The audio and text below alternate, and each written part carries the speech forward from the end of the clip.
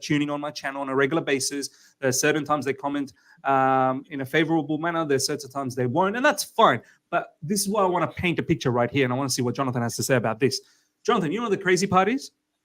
As soon as we got tied up against Newcastle in the Carabao Cup in the quarterfinals, there's a lot of fans that came out and said, we've got no chance. We've got no chance, right? And they've justified their position as to why they think Chelsea's got no chance, right? Because of the way we've been playing and because of the way how Newcastle's been playing, we've got no chance. I took a different spin. I wanted to do a bit of a social media experiment. I said, why don't we have any chance? We definitely have a chance. We are going to go and we're going to win at Stamford Bridge. We're going to beat them.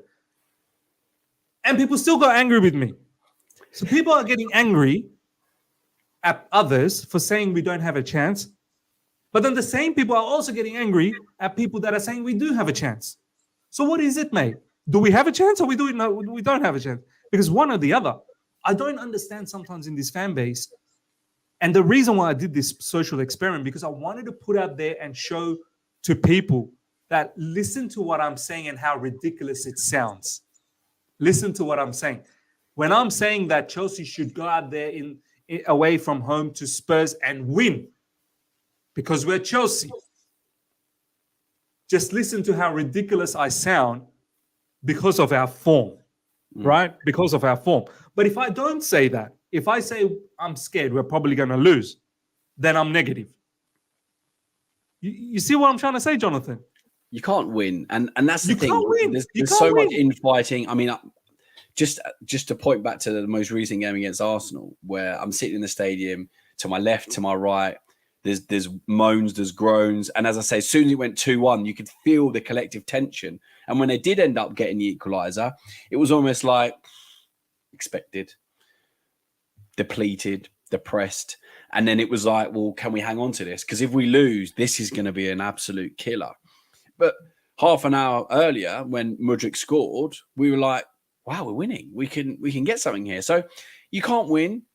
Social media is always a cesspit. I take it with a pinch of salt normally. I say today, as you say, it was a tipping point. That's probably the best way to say it. And it kind of did cheese me off, so to speak. So yeah, I do take social media lightly, but you've got fans that are casual. You've got fans that obviously watch games, go to games. Everyone's got a different viewership of everything, and everyone takes things differently. We're all human beings, but no one can sit here as a Chelsea fan and that is going to be a big truth bomb if we do lose. I'm interested. Well, if we lose, I mean, what are we doing? It's just another game. It's another game we've lost, and that's be patient. Be patient, Jonathan. Be patient. It's all about patience. I mean, Jonathan, when people tell you to be patient, and I want to ask you about this, right? I'm pretty certain you're quite, as you've just mentioned a moment ago, you're not expecting Chelsea to win the Premier League this season. You want some sort of respectability. You want maybe a Champions League spot, maybe not. Okay, no problems, Europa League. When people actually say, when we end up losing, we lose against Brentford, we lose against Nottingham Forest, we lose against XYZ, we don't pick up points against the bigger teams either. And they come up and tell you, Jonathan, be patient. How do you feel when they say that? Well, my dad says it, who's 62 years old, and he's seen us in the 1970 Leeds, replay win a trophy, which was ecstatic for him. He's gone through the Ken Bates era. He's now at a time where we've had a lot of success and we're on a little bit of a downer. If he says to me, be patient, I'll go, I'll take the point, Dad, because, you've seen us been absolute crap with no stadium effect. We had cars around the pitch at one point. We've come a long way, but we also have come far down the pecking order, probably more than Man United, and they've had a massive decline in recent years. So there is an element of patience. As I said, we've gutted the squad. We've got a young squad, players that are built on confidence, and you can see that when we score, we're confident. When we concede, our heads go down. But there's being patient and there's being realistic. And I get transfer fees are massively inflated nowadays, but to spend that amount of money, to have that sort of turnover, to have such a massive buyout of Roman Abramovich when he sold, for sale, there has to be a level of expectation when you bring in so much talent, albeit young, albeit raw, albeit confidence-based, and to bring a manager who, just won at PSG. I know he hasn't won serially over his career, but has been a winner and has been in the Premier League before and understands the demands, the needs, knows how to play with young players and how to develop them, because he did it at Spurs. He did it pretty quickly at Spurs, surprisingly. Not doing it so quickly now. And then you look at, North London, where Arteta's taken a couple of years to turn it around. So you can say, well, look at Arteta, let's be patient. And then, you know, you look at the friendlies in Man United. But then I point to anyone that says that and go, well, Ange's got it right in 9-10 games. And he's a vastly less experienced manager with a vastly less experienced squad, with a squad that's had nowhere near the same amount of money, that hasn't even really invested the Kane money. So, you know, there's two sides to every story, and there's patience to a certain degree. But when players are trying, when players are not making stupid errors that can be cut out by themselves, the manager, training, concentration, then I would have a bit more patience. But to lose stupid leads, to make stupid defensive mistakes, to have blatant chances, which we consistently as well. Consistently, exactly. Every game. It wears you down. And after the last 12 months, I had to endure 4 or 5 months of Lampard, which was absolutely terrible. You know, to go through all of this and to come to this position, my patience is wearing thin, albeit Pochettino has only had it for, 4 months. So there's only so much you can take. And I know we have to realign our expectations. As I said, even I don't have massive expectations this season, but we are still a club that are big enough and ugly enough to win games of football. And if you can't even do that on a lesser scale against the Brentfords, and you can't do it against the big teams like your Spurs, I can't believe I've just said Spurs are a big team, but unfortunately I've had to say it because they're miles ahead of the process that we are. You know, you can't expect to win trophies. I mean, we came out of the third round in both cups last year. Champions League, we had a bit of a heyday. But this year, we're in the quarterfinal at home to Newcastle, who I know has spent money. They've got a very good team, a very good manager.